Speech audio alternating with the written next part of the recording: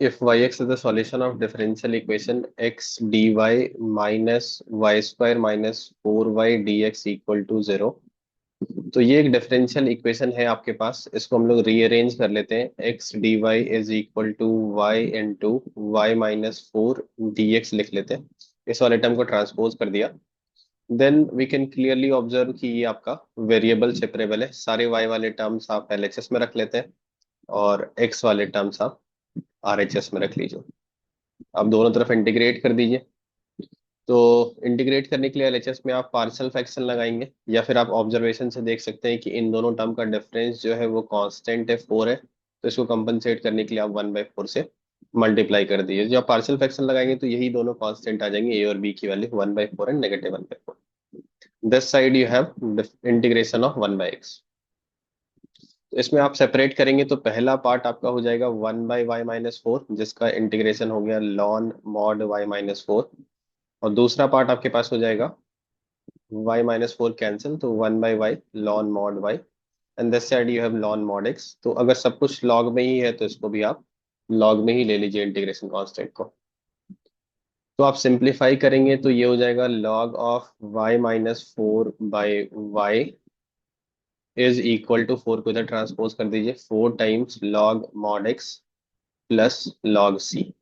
तो यहाँ से आपके पास आ जाएगा mod of y-4/y is equal to c x raise to 4। Okay, अब आप इसमें जो गिवन इन्फॉर्मेशन है उसको यूज करिए। एक्स की वैल्यू पॉजिटिव होनी चाहिए, y ऑफ 1 2 होना चाहिए।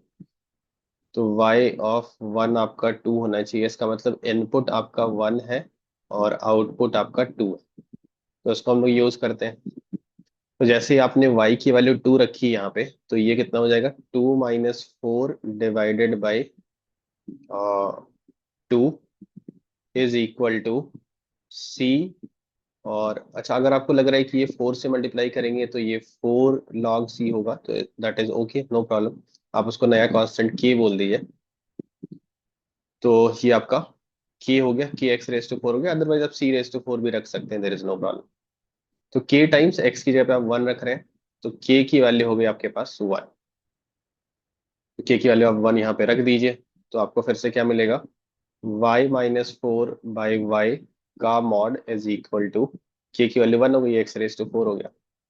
तो अगर आप मॉड ओपन करते हैं तो आपको प्लस में खोलना चाहिए, माइनस में खोलना चाहिए। इसका आंसर फिर से आपको यहीं से मिलेगा कि अगर आप y की वैल्यू 2 रखेंगे इसमें, ये तो नेगेटिव हो जाएगा, but this side is positive.